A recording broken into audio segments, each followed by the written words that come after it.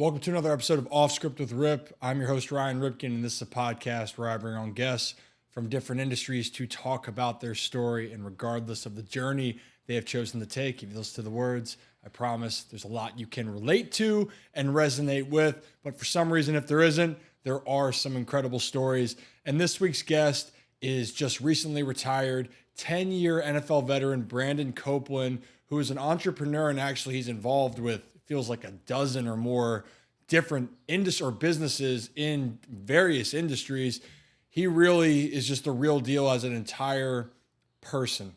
And I think sometimes we get caught up with athletes on them being good at one specific thing.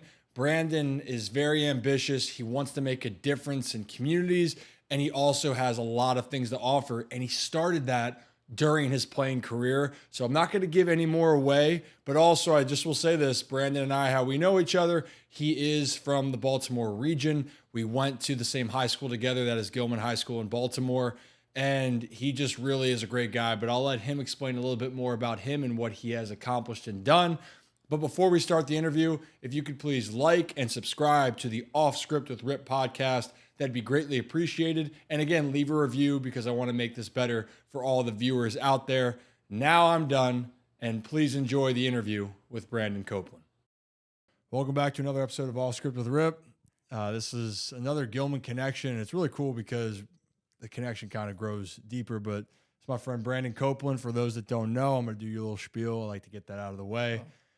10-year veteran in the NFL, right? Yeah. We were back here in Gilman together. 2009, you graduated. Yep. I was 2012, so I was the youngin'. Yeah. You know, actually, one of my first memories of you was playing basketball with Coach Tim Holly. Yeah. He wanted you to start getting in the post. Uh-huh. And How'd that go? you actually, I think you said, yep, I got you, and then you chucked up a three from 12 feet from deep. 12 feet behind the line, but Brandon, great to see you, man. How you doing? Great to see you, man. It's a pleasure. It's an honor. And like you said, we got a lot of memories together, but basketball, being out there in that gym together, again, for me, moments like this, being able to sit down and talk with people who've been there the entire time, this is the best part. So appreciate you having me. Yeah, thanks for coming on. You know, does it feel like it's been, I guess, for you, 14 years? Man, yes, it does. But I guess I wouldn't say it feels like 14 years. It definitely feels like it feels like I was a totally different person, you know? Yeah. You know how it is. You just growing so much, and, you know, when you trying to play a sport, trying to build a family, trying to do other things, your just mind evolves so much, because you always just feel like, man, if I only knew what I knew now, then, right? But doesn't feel like 14 years though. Yeah, a lot can happen. I just had my, 10-year reunion was last year. Wow. But they had a lot of different reunions back because of COVID. So there was like the 25-year reunions, 50-year reunions. But it was great seeing everyone. Yeah. But you're right. The evolution of who we were years ago to now, it changes. Yeah. So cool. Mostly for the better. Yeah. I would like to think so. It was great because this is why I wanted to have you on, because journeys, people, what they go through. Mm-hmm. You've accomplished a lot. You're 31 right now, aren't you? Mm-hmm. When do you turn 32? In about 10 days, July 2nd. Man. Okay, so you still got me about 2 years, because Chad and I, your brother, are the same age, and he was talking to me like back when I was, I'm 29, Ryan. I go, dude, we're the same age. Him and I, he was a grade above, but we played basketball here and we played basketball AAU too. And but anyway, the thing that was cool with you, and we're gonna dive into it. You had an NFL career, but you're building a lot of things outside of it. But you did it while you played, which is just coming from someone that was in professional athletes. I don't know how you did it so far. But so to give the background of it, you went to the University of Penn, and you made that decision. And even though you had a 10-year career where you weren't drafted, let's just be honest, going to Penn is probably not the aspirations of going pro. Yeah. Not with that. There are players that go, but what kind of was your thought process in that? Because I think kids nowadays get caught up with, I want to be a professional athlete. Yeah. But you're also trying, it's hard to look at it. You need to do the best thing for yourself, you know, at 18 years old. Yeah, no, I think that's a phenomenal question. I think that I'm extremely blessed to have an amazing village around me, and one of the members of that village is my grandfather. Unfortunately, he's passed away, but my granddad, you met him a bunch of times, Roy Hilton. He played 11 years in the NFL, and so he was always able to pour into me, and he never really, I mean, he cared about football, but his question after every game was like, hey, did you have fun? Good. That's all that matters, right? And I'd be beating myself up for whatever reason. He's like, man, that's all that matters. But when I decided to go to Penn, or when I was thinking about it, he was the one who said, listen, Cope, I promise you, if you're good enough, they'll come find you. And one thing he always said that I always took for granted, because it's, you know, it's your family, it's your grandfather. He always said, Cope, I'll never lie to you. Like, lying to you is like lying to myself. You're a piece of me. I'll never lie to you, right? There's no point in ever lying to yourself. And that's one thing he always told me growing up. He was like, I think if you keep working this hard, you'll have a chance to make it in the NFL, right? And so with him kind of stamping and verifying and validating that decision, it made me feel more comfortable to say, okay, like, I'm going to do it this way. And he always said, you know, they can never take that degree away from you. They can never do, you know, all those types of things. And so, again, a lot of people don't have that type of support system. But for me, that's what really made it feel good. And then the final thing I'll add on there is, like, one of my marketing agents, she wrote a book, Whitney, shout out to Whitney. She wrote a book called You Are the First You.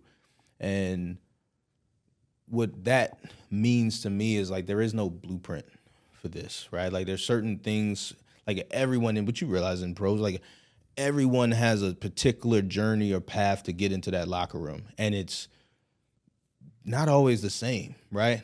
And so for me, once I embraced the fact that, like, listen, my journey is going to be my journey. I got my destination, but I'm going to find me a way to get there regardless.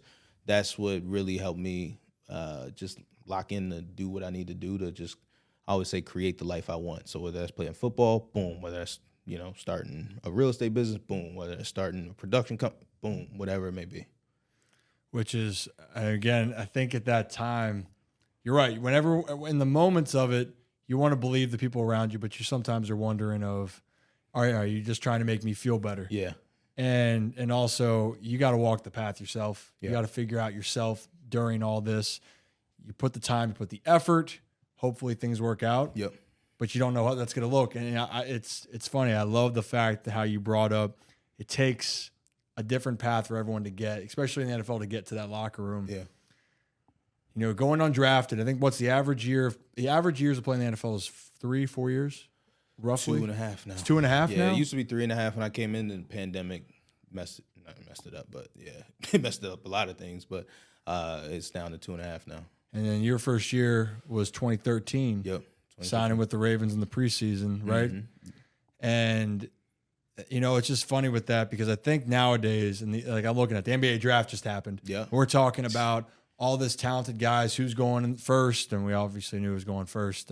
Dr. France, pretty good. Okay, everyone knew who was going first. Yeah. But everyone moving after there, it's always these rankings. And we experience it in high school. There's these prospect rankings. There's your number 5 in the class, 10 in the class, whatever it may be. Yeah. But just because you have those numbers or that beside you, that rank, doesn't mean you're going to get there. Yeah. And for you, that's what I'm saying. You went undrafted and you stayed around. So I guess for you, and it's funny, Darius Jennings, another guy, shout out Darius, who's coming on. Similar thing where he went undrafted and he lasted in the NFL. What did you kind of have to do to start? Because I remember when you signed in those moments, and it was awesome watching you, but it's not that easy of, hey, you're that talented and you make it. Yeah. There's a reason why when people say like first round bust, and I hate saying the bust part, but it's the expectation that these guys are going to be the next, and they don't get past their rookie deal. Right. Man, I mean, well, where do we start? Shout out to Darius, shout out to DJ. Like you said, one hell of a player, but also hell of a dude. And better person for sure. Yeah, man. Go from undrafted to leading the NFL in kick return yards in 2018, excuse me. I remember playing against him and when he was in Tennessee and literally our special teams coach was just, I don't know if you can cuss on this thing, so you I'll can keep it say whatever PG, you but want. He was nervous the whole day. He was shook all week, and I just had to be proud sitting in those meetings, just like that's a good one, guy. You can't be rooting too much for your opponent. Like, yeah, look at him up there, But you happy when it's a guy like Darius, man. For me, I think to answer your question, I am a optimistic realist, meaning I always look at life as, glass half full. My perspective is, man, I just tore my pec, but I get more time with my family. What can I do to fill this gap, to fill this void, right? Like, everything happens for a reason. I'm a big believer in that. And some people think about that, but they only say those things. They forget those things in the down moments. And for me, I always remembered that I'm in this position today for a certain reason, and it's building me for tomorrow. And if I'm staying focused on my goals and my vision for myself, and I stay consistent in the work to get that, then I'll be okay, right? Mm-hmm. And so there's my first year, fired 6 times, I want to say, released 6 times, signed a 3-year, $1.45 million contract. But again, the optimistic realist in me knew and understood that that's not guaranteed, and I'm just an undrafted free agent, one of 90 guys on this roster that has to make it to 53. Yeah. So while some of my peers were like, man, I'm in the league now, I'm at the mall, I'm doing this and this, for me, I'm like, the work has just begun. And now the race is beginning. I always called it the Hunger Games. Literally, when we went into training camp, I think of it as like this year's version of the Hunger Games has just started. And what I have always been good at is consistency in the work ethic. And you can see guys, as training camp creeps on, first week in training camp, and this is not everybody, but first week in training camp, everybody's in the cold tub, everybody's doing the rehab, everybody's doing the details, they're working out, doing the extra, all that stuff. Second week, about 2/3 of those guys left, all right? Third week, we get an off day, here or there after preseason game. The facility is empty right after the game or the day after or whatever that may be, because guys want their time and their space. For me, it's I'm here because I need to maximize this moment and this opportunity. And what I tell people is there was a year where Peyton Manning, he injured his neck, and he had to sit out the whole season. And the next season he went to Denver, and there was a video of him. I think maybe this was when he was in Indy or something like that, but he had his helmet on in the cold tub because he was injured, and he's watching practice and watching film, but he's listening to the play calls, right? And like you realize, like the guys like him, like Kobe, they love the game. They love the game. And what Peyton always says, like, I had the game taken away from me last year. Like, I enjoy the details now. And so for me, being fired and not being able to walk into the locker room and going in there and pressing the button with the key code and then it not working, or, hey, Cope, can you bring us your iPad? Going upstairs and the dream ending, people hitting you up and all of those negative moments. For me, when I got my chances to be in the locker room, I was so appreciative of the details, the support, and every single moment that I was able to maximize it and just keep sticking on. Because you know how it is. You can start to go through the motions, especially a long season, injuries, all those things. And for me, it was just, how do I sometimes trick my brain into loving this opportunity? Yeah, I mean, you can't move forward with whatever you do unless you're passionate about it. Like in my mind, if you really want to be successful with it, the passion has to be there, and maybe it's the unconditional love for it. Because, and I just thought about that on the spot, and maybe that's on to something, I don't know. Yeah. But when you go through it, because those are moments right there where, and it's my podcast, so I can say what it is, that shit's tough. Yeah. You are sitting there and you know what you're about to go through. It's not going to get easier. You're going to keep scratching and clawing, and you have a choice. Yeah. If you want it that badly, you continue on with it. Even in these moments, you might not like it. You can still love it, but you don't like it right now. Or you say that's it and you move on. I think that's where people, when they get into professional sports, That's where it's really tested, because it's no longer just for you're going out there for the love of the game. It's going out there for, if you want the love of the game and you want to succeed and have it be a career, you got to keep moving. The fired part, actually, I don't think that's a great way to look at it. When you're released, you're fired. You let go. Yeah. It's, hey, sorry, it's not working out here. Yeah. And I think sometimes because it's sports, people overlook that concept. And 6 times. So 6 times. So each time, were you ever discouraged by it? Oh, every time. Every single time. And I think that's one thing that what you were alluding to, that unconditional love, and coaches say it all the time. The game is 90%, especially at the pro level, the game is 90% mental, 10% physical, right? Everybody's good. You don't make it to pro sports without being exceptional at what you do, elite at what you do, right? The details are what, I don't even want to just say keep you there. The details are what separate people. There's some people who are just naturally just gifted, right? Like there's some people I play with where you're just like, oh wow, like you were born different. And you it's not taken away from your work ethic. No. But there's some people, like I remember we played Odell Beckham. I'm the type of guy I don't crown anybody before I play them, right? I want to play you. I played with Megatron and I was able to see, oh wow, you're a great person, and wow, like this is a crazy athlete. Like this is ridiculous, right? Yeah. Odell, I remember we played against him when he was with the Giants, and he did a punt return against us. And we were on the Lions, and I was on the Lions, and he made us look like we were in high school. And fortunately, they had a holding call, and they called it back. But somebody put it on SportsCenter a few months ago, actually. But like, he literally was the only person. Like, he literally went back and forth a couple of times, like 2 times, and then he was the only person speeding up while everybody else was just like running out of gas, right?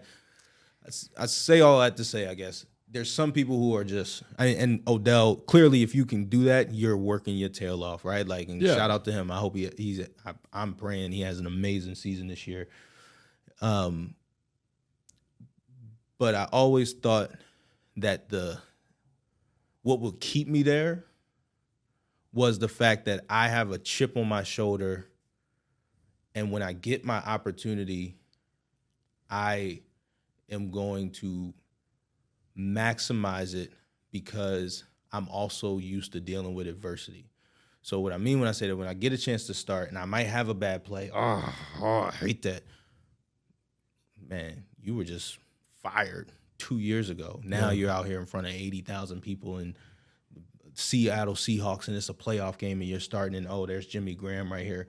Let's go, Jimmy. You all right? Yeah. You know, and so for me, the biggest switch in my career, NFL-wise, was the mental switch. Yeah. My first 2 years, where I was always fired and always, not even considered to step on the field on Sundays, it was, I think I can do this. I wonder if I could do this. Like, I've trained kind of hard, but I went to Penn. I don't really know. This is Jacoby Jones I'm playing. Andre Johnson, wow. Like, all right, like, I've never had to play this position before. All these questions in my head. 2015, coming back in after sitting out for 14 weeks the season before because I just was told I'm not good enough. Yep. It was try your best. Andre Johnson, try your best. Good. Odell, try your best, right? And that mental switch is the difference between, for me, staying and being hard-headed and sticking through and pushing through the injuries and being a little crazy because you got to deal with people who tell you, come on, man. Don't do that. Man, that's kind of far-fetched.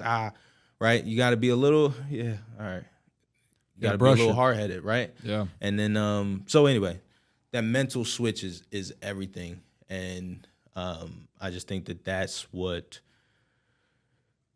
can propel you through the ups and the downs, which you're inevitably going to have in a long career, regardless of who you are as a player. Yeah. Russell Wilson or Tua, or right, what is your mental aptitude to be able to deal with success, right? Success is good and bad, right? Oh, yeah. Deal with it. So, Well, I mean, the thing, when you get to the pro level, it's funny. To get there, you probably had to dominate or play what most players, not saying dominate, but you had to put enough on tape to be considered one of the best from college. Yeah. And for baseball, for us, it was you had to be one of the best high school players. You can go out of the draft there. Or in college, you got to be one of the best in the nation. Like, you still got to be one of the best. yeah. Then you get there, and like your point, everyone's good. Yeah. What makes you different? What's going to make you different is the mental side of it. And it's always later in life that we figure that part out more. And I try to tell people, like, I work with, and we're going to dive in more to what you're about to do here, this upcoming weekend, but trying to teach kids that at an earlier age, because it goes bigger than the sport itself, but setting the foundation of you becoming your best coach, you becoming the one that understands how you work. And the biggest thing is understanding failure, because I hate to say it, for everyone that's listening, it's coming. It's not a matter of if in life. You are going to fail, whether it's in baseball where you fail. You fail 70% of the time, 75% of the time you can be one of the best players in the world. Yeah. Or you're just trying to figure out what you want to do in life, and it's that job you really want, but they don't want you, and you got to figure out how to get better at it. But the thing is, I want to switch, because the thing that's fascinating with you, which a lot of people are going to figure out this episode, is that while you're playing, you chased your other ambitions outside of sports. And one of those, and again, correct me if I'm wrong if it started, but you were an analyst at Morgan Stanley for an off season? Was that right? No, it was another one. No, it was. Well, I interned at a hedge fund. Yeah, so I was an analyst at two hedge funds. Two hedge funds. Yep. You were an analyst. Yep. You started then your own. So I'm an advisor at Morgan Stanley now. So not a financial advisor. I'm a consultant. You're a consultant. Yeah. Okay, but this journey started back then when you were playing. Yep. So there's that. You started your own real estate development group while you were playing. Yep. Then that led to the teaching a class on financial literacy at Penn. Yeah. Is that right? So how the hell did you do all of that? The time limitations. I felt when I played, I had to focus on my career. Yeah. But you had to, you're focused on your career, but you have to be, next level of managing your time. Yeah, well, thank you. I think that first I had to get cemented in the NFL. And what I mean cemented, it was you got to put in enough time, effort, energy, and dedication to actually have a job and keep a job, right? Yeah. As LeBron says and other people say, keep the main thing the main thing. That's why the platform existed, for me to be able to go into different rooms and open up doors. But at a certain point in time, I always even when I came into the NFL, I was day trading options while we were playing my rookie year. Yeah. But I realized that was too much of a distraction. I needed to learn more about football first. Years later, I always knew I wanted to do certain things off the field. I just got better at simplifying my time outside of football and study. So what I mean when I say that, I just started when I'm in the cold tub answering emails or looking at stuff or researching or, for me, I did a lot of sauna and stretch, and that's time I would spend doing business. As I got older in my career, I started doing multiple massages per week, and these are not the little massages at Massage Envy and where you just chilling and, cucumbers on your eyes. These are like, putting elbows in the bruises and trying to unlock you back again from the car accident on Sunday so that you can play this Thursday, right? There's nothing that the massage is misleading for those. Yeah. Point being, it ain't a massage. It's you'll feel better after, but in the moment, woof. Oh yeah, you're not chilling in this one. But that's when I would start taking meetings during those time periods, and so to get back to the point, I got good enough at football where I felt like I had the maximum understanding that I could have for my opponent each week, and once I got that down, then for me, my mind, I got to do something else. Okay. And so instead of me pouring that into video games, which is nothing wrong with that, right? I don't want my esports people hating on me, right? Instead of me just watching a bunch of TV, I'm just like, I got an opportunity here. Let me learn from this person, learn from this person. Let me go out in Detroit. When I was in Detroit, man, let me go meet a mentor. And I want to do some real estate too. Can I walk around your properties? Can I see how you do this? How do you manage this, right? And so I was just always learning. And at a certain point, once you learn enough, you gotta do it, right? Yeah. And so that's what I would do. I would learn enough until I got to the point where it's like, all right, man, it's time to do this if you want to do it. So then, in those cases, you were as a player, and I think it's valuable. You're working on your networking. You're working on your relationships outside of football, and that's still the aspirations. So that's what I do think is a big thing right now for players in the industry. Mm-hmm. You are so focused and dialed in. I mean, I was the same way, but this is peak years as well for you to be able to make more strides when the game's over. Yeah. Because, it's awesome you got to play 10 years, and congrats on doing that. You just retired, 2 weeks ago, whatever it was. Yep. And amazing. But those are 10 years of your life that you never get back. You're never going to get back, but then you got to move on. Yeah. Yeah. And I talked with Jonathan Ogden about this a few weeks ago, and he was saying a similar thing. He goes, I wish more players would work on themselves outside the game while they played. Yeah. So you're doing all of that, which is just wild to me, just because I still don't. I'm glad that you said you're maximizing your time. Well, can I cut you off real quick? Yes, you can. Just because I want to make sure we drive this point home.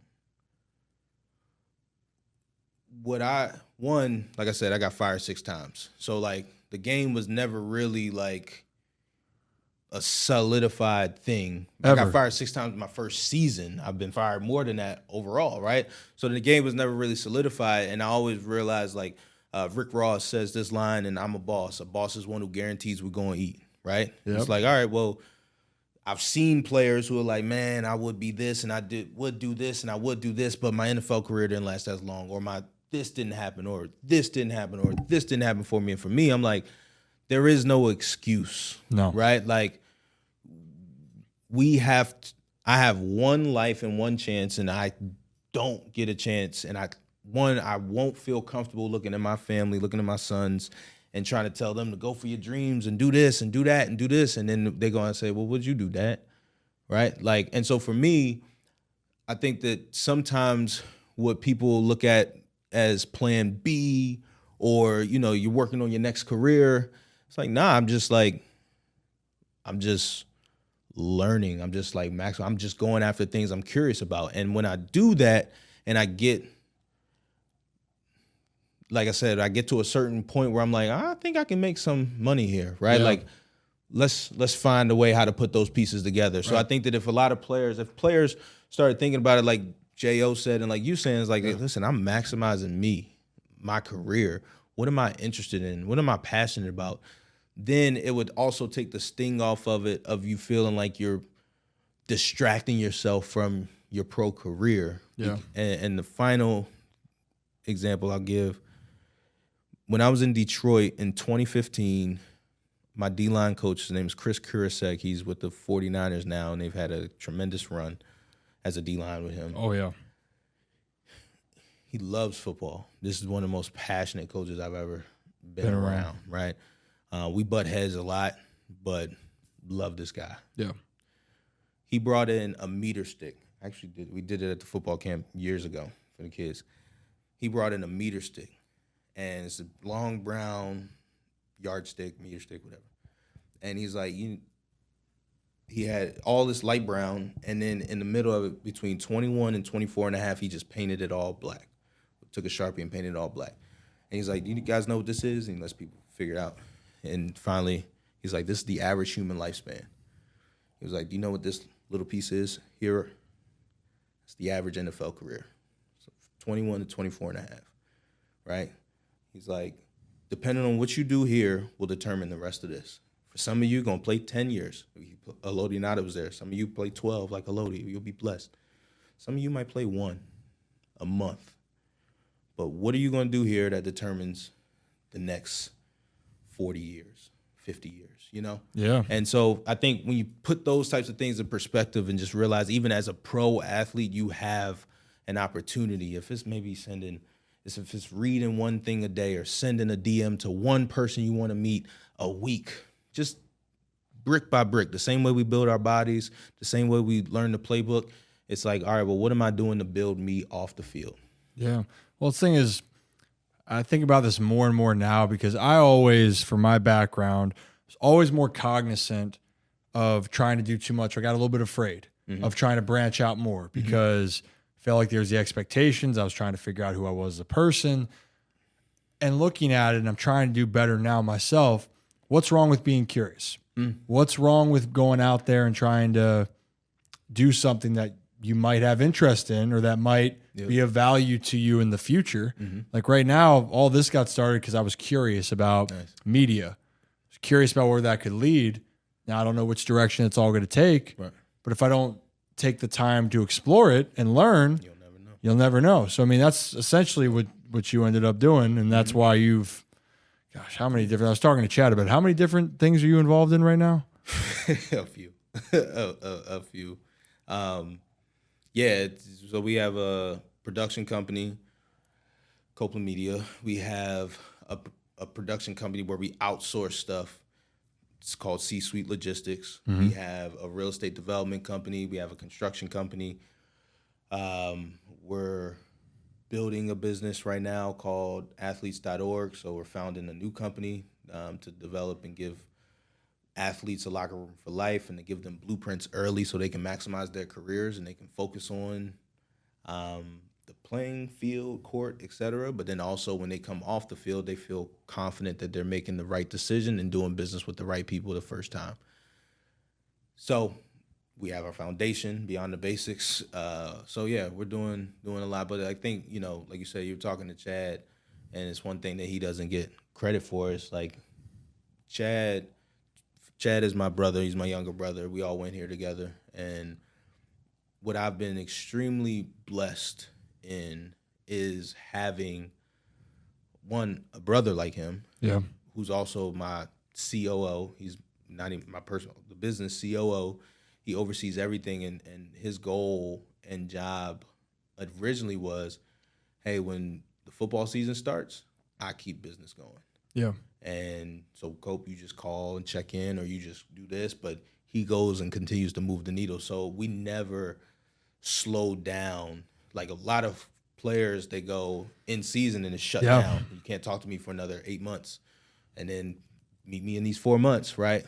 I was fortunate he was always able to every single season just keep building us up. Right. I mean, that's about having the right support system and people working with, and it's even sweeter when it's your family, where you have that connection and someone that you trust that's going to help you take it. And it's funny, Chad downplays himself a lot. That's as he always does. Same thing we started. It's like, oh, I'm lazy. I'm like, dude, you ain't as lazy as you think. Right. When you do a lot of great things, he doesn't give himself a lot of credit. Right. And it's awesome. And you're right. It's the same thing, but for you, that's got to be, it's a relief. It's a relief to let you go do your thing and go out there and try to be the best football player you can at the time. I think a topic that the financial literacy part is interesting to me. Oh, damn. You know, it's actually, well, yeah, I mean, oh damn, that could be here for hours about that. Nah.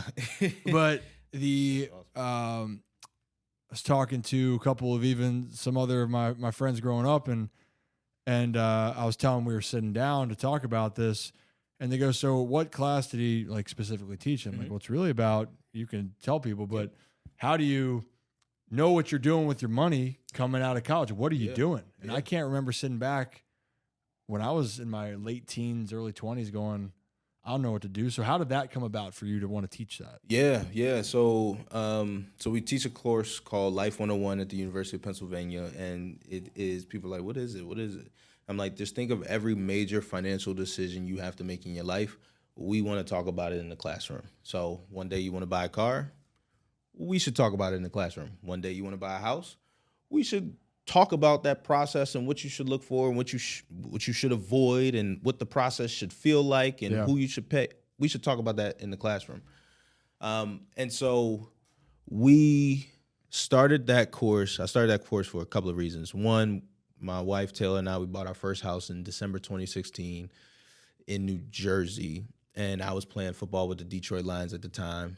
And she called me. I was in the locker room. I remember sitting in the locker room. She called me and picked up the phone. And she's at the closing office in Jersey. And she's like, hey, does everything look right? They emailed you the closing package. Everything look right? Just take a look at it. I opened it up, and it's 106 pages of things that I am seeing for the first time in my life. It is warranty deed and titles insurance and this and this and this. And you see the purchase price, but then you see all these other numbers and hundreds of dollars adding up and thousands. You're like, what the? I mean, I think it's right, babe. I don't know. It's my first time seeing this. Like, I hope we're signing 30 years of our life over and we're not just getting played right now. But I don't know. Everybody in the room is incentivized for us to shut up, sign, and get out the room. That's how they get all their checks, right? Yep. And so I was just like, this is backwards. Like, I'd have been to some pretty good schools, and I don't know this. All right, that's weird. Then fast forward, I learned about my 401k in the NFL. Huh? That's kind of weird. It's a little in the middle of training camp with the Baltimore Ravens, and I remember them talking about, oh, well, we do employer matches, and we do this and this and this. And I'm like, well, I really got practice in like 3 hours, and I had a bad one yesterday, so they might fire me. So none of this stuff matters. So I wasn't even in a place where I could really accept focus it. on it. Yeah. But I'm like, I should have learned this a long time ago. So anyway, just learning a lot of these things in life on the fly, like in the moment when I needed to make the best decision of my life with my money.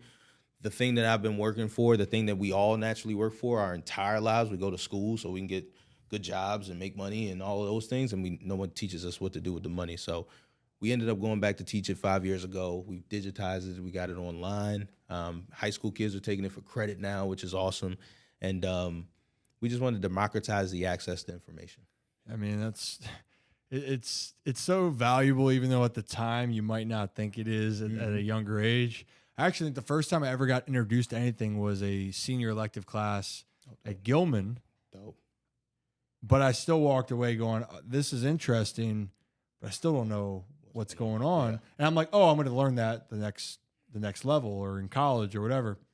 No. Yeah. But you're right. I remember with some meetings, and I feel bad for they bring them in. I'm assuming it's similar with the NFL. You're saying they're bringing someone to talk to you about how it works. And they did the same thing with baseball. Yeah. They bring you in, but they're bringing it in right before you're about to go out for a practice. Yeah, and for some guys, you're thinking about, well, I'm trying to keep my livelihood alive. I'm trying to get my swing right. I'm trying to feel good. I can't worry about this right now because if I don't do that, like, it feels like none of this is going to matter right now. I agree. So, but another part of it is for a lot of guys, and especially in the professional world, money doesn't always grow on trees, obviously, and a lot of guys don't know how to handle their money. Yep. Was that another way of trying to explain? Because you just recently did an NFL, the broadcast boot camp, right? Yep. So, well, that could be a whole different thing in general, but I think a lot of things with athletes that I've dealt with are trying to understand at a young age of how to handle their money, how to handle their situations. And if it's not just an athlete's per se, but same thing. Was that kind of the same lines? Yeah, I think that, it's like we have the spotlight on us as athletes. And so when we lose our money or we're not living the life that people think we're supposed to be living, oh, this guy must be broke. Like, he's not paying for dinner for all of us. He must be broke. Like, we're all trying to learn about how to use our money the best we can, you know? And I say it like that because we see banks going under. Yeah. We see the government just, hey, look, man, we don't really have enough money. Like, can we just increase the debt ceiling real quick, right? Like, that's just not real life for individuals, but no one is managing their money properly, right? No. And so, we have, as athletes, we have this microscope and this pressure to not only do well with our money, but to be great human beings in the community, to be great people, to sign every autograph, which, again, all things that people are like, oh, that's what you should do, right? Yeah, but we are human beings as well, too. And so I might have been completely off topic here, but I just think that, like, what you're saying is, like, none of us we're all learning. We're all growing. We're all trying to maximize our opportunity here. For us as athletes, it's just a microcosm of a lot of stuff coming at you. It's like you got this career, and every single day is a different day. And you got to maximize it. You got a crazy opportunity. Then you also got this money that you got to manage. Then you also are growing up and evolving as a person, and you're trying to start a family, and you're trying to know who around you is real and who you can trust and who you can't. And then, something happens in the world, and hey, what are you going to say about it? We need you to tweet about it. You got to say something, right? Like it's just a lot. And I shared that, and that's just it's just a little piece. Yep. But I share that because I'm a really nice guy, I think. You are. I'm kind of a little. No, you're a good dude. You're a good dude. I appreciate you. I think that one of the things I loathe, one of the things I hate is when people talk about just anybody, not even just for athletes, just in general. Man, if I were in your shoes, I would. I promise you. It's not that you don't want to be in these shoes. You don't know what you would do in these shoes. No. This is not for the weak of heart. Yeah. And again, a lot of people deserve these types of opportunities, but when you really have everything thrown at you at one time in your life, and you got to make every decision correctly the first time, that's a tough thing to do because no one else does it. No. No one else does it. No, but I was thinking about that. This for every phenom that comes up, every talented player, there's the expectation. You talked about, and whether or not, and we can act on however you see. You brought up Odell Beckham Jr. Earlier, but OBJ came on transcendent. He does anything else, he's being judged no matter what he does. And again, don't really know the guy. The majority of the population doesn't know the guy. Yep. And he could be doing things wrong, or he could just be misunderstood. Things could be going on, but he's going to be under that microscope. But at any age, in those cases, and he was 23, 24 at the time. I was telling people right now in Baltimore, Gunnar Henderson's the star of the future in Baltimore with the catcher Adley Rutschman. Gunnar's 21. Wow. And so he was having his struggles. And imagine you hadn't had any struggles ever in your career in professional baseball ever. You probably didn't have any of those struggles in high school. Yeah. And now you're struggling at the highest level. And he handled it with grace. He's doing great. But that's a lot at 21 years old. And I'm thinking, at 21 years old, I didn't have my life together. Right. But to your point, I was just thinking about this again. Everyone is trying to figure it out. Right. It's exactly what your point. Everyone's trying to figure it out. It doesn't matter if they're playing sports. It's just magnified because you can go on and see on TV that that's who you're watching. So you feel like you can follow them, but you're going through a job or you're switching careers or you're trying to get through life and you're going, do I make decision A or decision B? And if you mess it up, you feel like you can set it back. Or do I leave a wrong first impression out on an interview? Yeah. That's like a big thing I hear all the time now is first impressions. Everything. But it's the same, it's the same thing. Yeah. No, and I think that, one of the things that I realized and I took away from the Will Smith, Chris Rock slap, the incident, right? Oh, yeah. And not that we're going to go too far down this road, but what I took away is I think life is about perspective, right? And what I took away was, again, not validating what he did. I'm not talking about the slap. But when Will Smith got back up on stage and accepted the award, and he's crying, and he's like, in his mind, what's going through his mind? Man, I messed up. Man, this might be the end of my career, right? But what I see, I'm like, man, this is Will Smith, this idol. He's growing and learning and evolving too. No matter how old he is, his age, we all are human. We're all just making the best decision we can right now, and we just hope that decision doesn't ruin everything, right? And again, not even talking about the slap. I'm just talking about just looking at him in that moment. That is a person that is growing no matter how much pressure you put on him to be an idol or for him to be the role model that you want him to be. He's a human being, and we all are. Yeah, I mean, that's the thing. It brings up a good point of second chances, almost, essentially. Yeah. People make mistakes. We talked about growing up. Things I did at 16, 17, 18, and you look back, why did I do that? Yeah. Or why did I remember. He was a fuck up. No. I'm joking. Sometimes, depending on who you ask.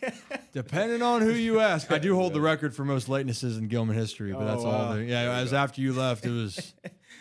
Yeah, we can table that. But anyway, you go through life, and nowadays, especially with social media, you feel like you have to be perfect because everyone is going to have an opinion on you. Yeah. So second chances, how do you view that as in this day and age? Yeah. Because I think that's also a daunting thing because some people are afraid. Not that, again, I think it's that the intention wasn't to go and do something, but it was an honest mistake and you messed up. How do you handle that? Because that's a whole different thing. We talk about athletes being magnified. If you and I never did anything else and no one knew who we were, but there was a video or there was a comment or something happened in public and it was viral, that's going to be talked about. Yeah, 100%. I think that, one, I 100% believe in second chances. I think that one of the things you started our conversation with is like, you are going to fail, right? Like you are going to mess up, right? And I'm thinking as an athlete, one of the things coach used to always say, man, we want, all right, you made a mistake. We got you. All right, you made the same mistake twice. All right, man, that's cool. This is pros. I don't want to have to keep coaching you up on the same mistake. I want to coach you on new problems, new mistakes, right? And I think that, again, he was talking about playing cover 3 and how you should drop or how you should blitz or, what you should do there. But that's really a life, right? Like, all right, like you made a mistake. At a certain point, mistake becomes a habit. Who am I to judge, right? Yeah. Who am I to judge? So I always try to take that out of the equation and say, oh, your mistake was worse than that mistake or that mistake was worse than that mistake.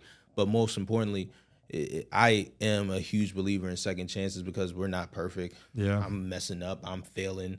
We're all failing. We just don't know. Or we haven't failed. Or we are going to fail someday. And we're going to look for grace as well, too. Or we're going to be hoping the world has grace with us as well, too. What I mean when I say that there's a lot of people who, they write you off automatically, right? Meanwhile, what they do behind closed doors is like, hold on, you are the one that's writing me off, So again, for me, I try to operate from a space of grace and embrace imperfection. Yeah. And, I believe in second chances. Yeah, I mean, that's, your reputation as you get older really is what means everything. And that's why, but you're right, no one's going to be perfect going throughout life. The only reason I bring that up is because I remember growing up for me in this town, last name, dealing with all of that. Didn't understand some of it at the younger age. You get older, you understand Ripken, Hall of Fame, what it meant to the community, what it meant to the world, and then the expectations that was thrown on it. On you. Yeah. Just as you were born. No, I know. Yeah. Like you just had a microscope and a spotlight on you since you were born, which is a totally different type of pressure. But that was the thing about where I felt like, and this is kind of like the second chances, where you feel like you can't mess up. Right. You feel like you would rather not do something to not deal with the outside failures and expectations of letting people go. And that was the hard thing. Like, I didn't understand when I was younger if people didn't like me, but I didn't have a reason of why. It would just be, it'd be their own reasons. It wasn't that I'd go out and do something. And I think that's another thing that people are thinking so much about what other people think of them before anything's even said. And regardless, you might never please somebody. Yeah. And you got to live with that too. Like that was a big growth for me as a person. Yeah. That life, everyone's got to go through their own stages. But that's why I'm saying, like, I wish I learned to not care as much. As long as my intentions were good and I tried to do the right thing every time, I wish I cared less what others thought of it that I had no control over. Yeah. Did you ever struggle with that through all of this of blocking out noise? Yeah. And were you able, you said the mental switch of turning it on to go out and play, but you have that switch to turn off. There's only so much that you can actually control in your life. Yeah, man, I would say, I'm going to give you a cop-out answer. I'd say yes and no. I'd say, one, I think that's a natural part of your evolution and maturity as a person, which I'm learning to accept, because I agree with you. I think in high school, middle school, I used to always care about what people thought, and even in college, even now, I still care about what people think. Right? You post a picture, you want people to like it. Yeah, you want to be tell me no. likable. Why wouldn't you like me? Right. Yeah. Exactly. So most of us, because there's always gonna be that one that says, I don't care. Right? Most of us care to a certain extent about what other people think of them. Now, being able, like you said, to turn off that switch to prevent it from limiting how you go about your business, how you operate, that's an art. And that's, I mean, also ultimately what being a pro of your mind is, right? Like there were times where I had to go out, and I remember when my career started going well, when we were playing a game. I used to always get nervous before games, always get nervous. And my granddad told me he got nervous before every game, and I learned to accept it. Yeah. Third game, preseason, 2013, Baltimore Ravens. We're in chapel, and the lesson was about how God has destined us, and he's with you and supported us, all these different things. And like, I don't know what came over me. We were playing, I want to say the Carolina Panthers. And I just remember just taking like a deep exhale of just like, this thing is already written. Like, I've already put the work in. I don't know what plays are going to come my way, what aren't. I just got to go out there and just play. And God has got this thing covered. Just go, right? And so I to get back to your point, that mental switch of like, I don't care what people think. It's not I don't care what people think, but like for me, in that moment of like, God has already taken care of this. Stop being worried about being embarrassed on the field, right? Stop being worried about what Cam Newton may do out there, or what this running back may juke you out, and what your friends may say. It is what it is. Go play. If it happens, it happens. Yeah. And so, again, it's a balance, right? Because we all, like you said, we all want to be liked, but there is a mental switch that you got to be able to turn on and off to battle through what I call imposter syndrome, what some people call imposter syndrome, where you feel like you don't belong. You feel like, I shouldn't be in this room. Are they gonna laugh at me because I'm wearing this? Am I standing out a little too much? Am I, as opposed to like, shoot, I'm here, right? Like, and I battle with that all the time. I'm in certain rooms now where you got to make a decision before you go in. I make a decision before I go in. Okay, like, my wife always laughs at me because I switch shirts like 4 or 5 times before I leave the house. Sometimes I'm like, should I wear this? No, I don't feel good in that. But I try to get to a place where I feel good. And when I feel good, whether I'm supposed to walk in there with a suit or whether I'm supposed to walk in there and I decide to wear something totally different or whatever it may be, when I feel good, that's when I'm like, all right, let's just let it fly. You're comfortable. You got to be comfortable with yourself. And if you can do that, let the chips fall where they may. Yeah. Let it be. You got to let it be. That's the hardest thing to do, is let it be. Yeah. It's just the final thing I'll say on that. What I realized playing football is two things real quick. One, I remember in my freshman year of college, there was this coach that I thought hated me. And he was he wasn't mean. He was a nice dude, Coach Swanky. You were nice.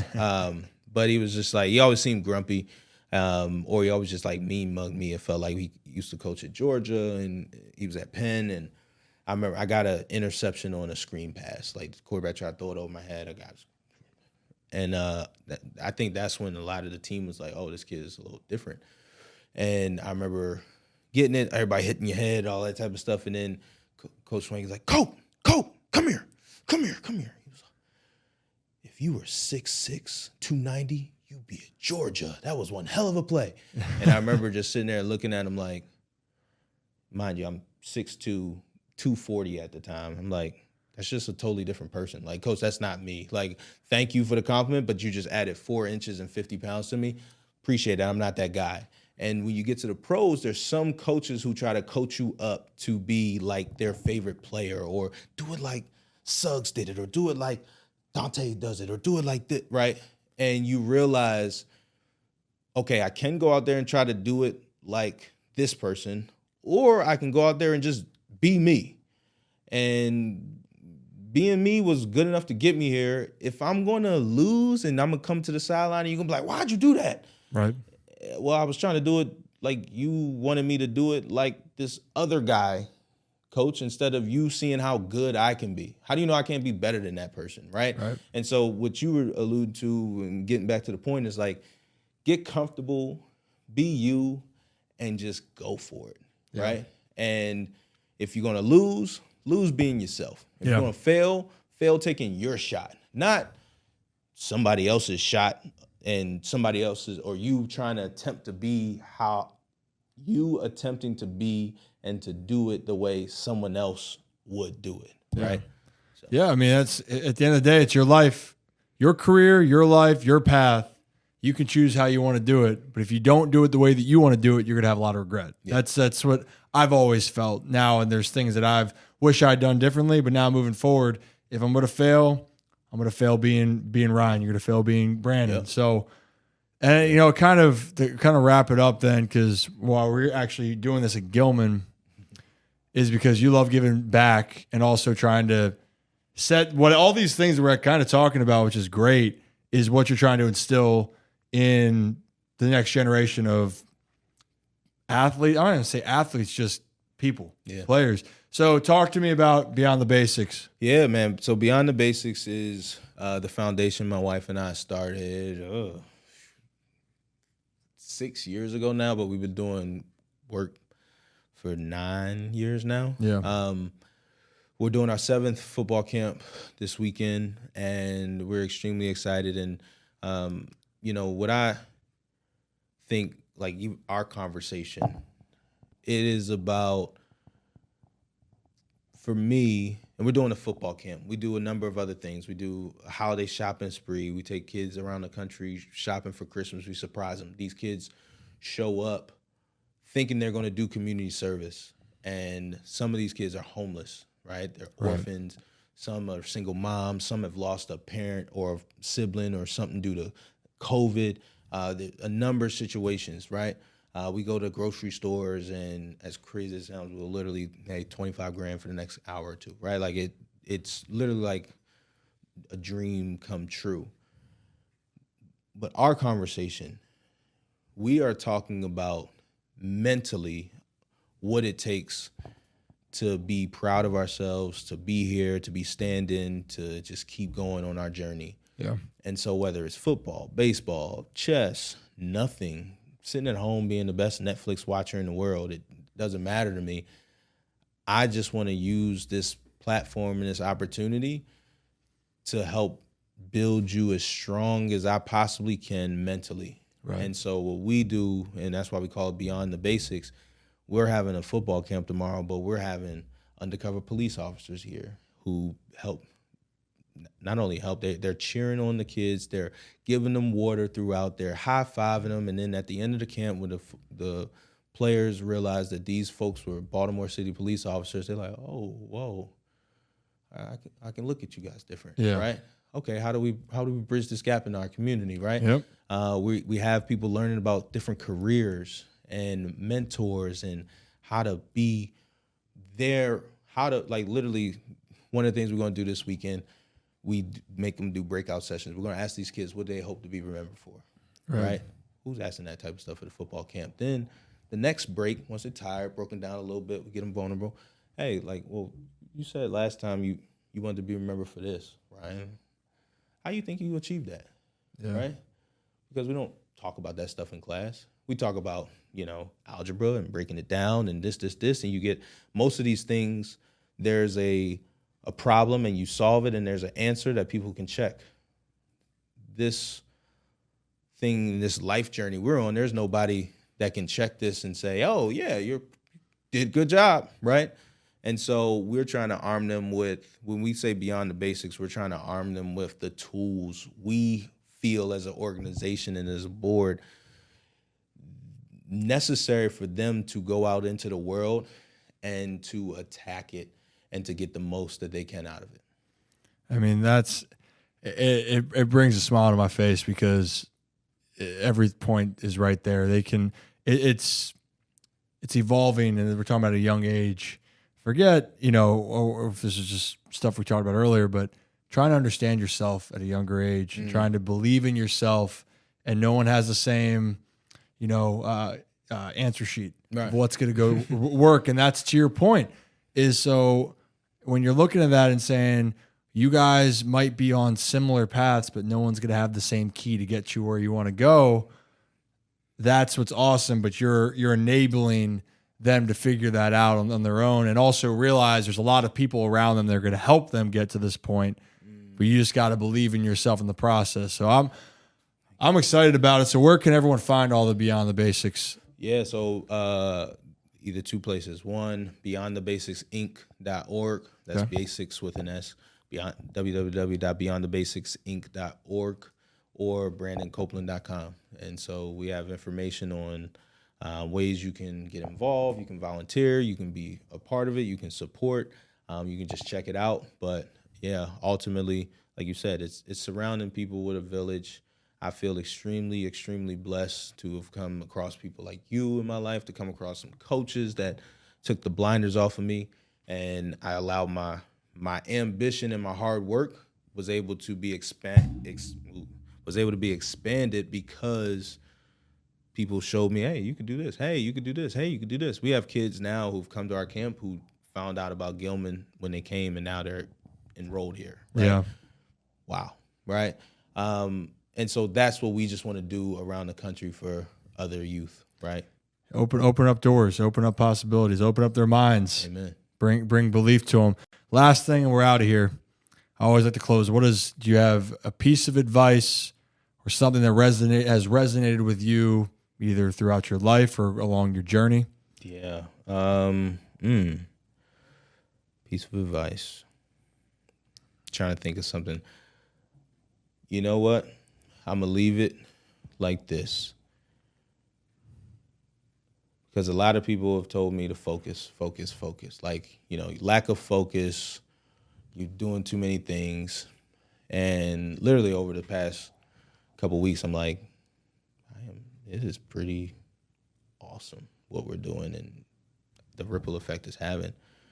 So if I had this piece of advice earlier, I think it would have just saved me some mental anguish of, am I doing the right thing? Should I be focused more on just one thing? But the quote, was this? A jack of all trades, master of none. Right? You've heard that probably. Mm-hmm. And a lot of people don't finish the quote where they say it's jack of all trades is a master of none, but oftentimes better than a master of one. So for me, I just am maximizing my opportunity, and if I'm curious about something and I learn about it and I feel good about it, let's go for it. Let's build it. Let's find the team that can help me build it. Let's find the people that can help me support it. But I just feel incredibly blessed. And we didn't talk earlier about the car accident I got in 2 years ago, but that has also, that's episode 2, that has also propelled me to say, look, this thing can be gone like this. Why not go for it? Yeah. Perspective. And that's something we can dive into more in the future. But when things happen, and that's on a different scale, I didn't have that. But when something can be taken away from you in an instant, in a heartbeat, when you really realize what do I actually want to do? Yeah. And why am I wasting my time on things that I don't care about or that really don't matter? Yeah. And I think that's a quote. Could clip that, get that out there, so everyone's gonna hear that around social. But yeah, that was awesome, Brandon. That's all I got.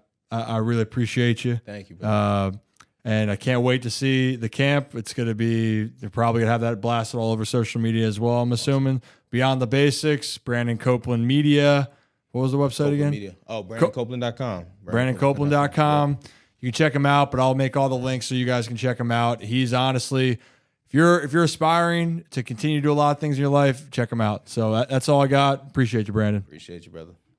That does it for this week's episode. I hope you enjoyed the interview with Brandon Copeland. He really is a tremendous person. And you can follow Brandon on all the social media, Copeland Media. I will put the links out there if you would like to follow his journey as he continues to make a difference both in the business world and in the communities. But before we get out of here again, if you could please like and subscribe to the Off Script with Rip podcast, that'd be greatly appreciated. And leave a review. Again, I want to make this better for all of you out there. But that does it for this week's episode. I'll see you next week for another brand new edition of Off Script with Rip.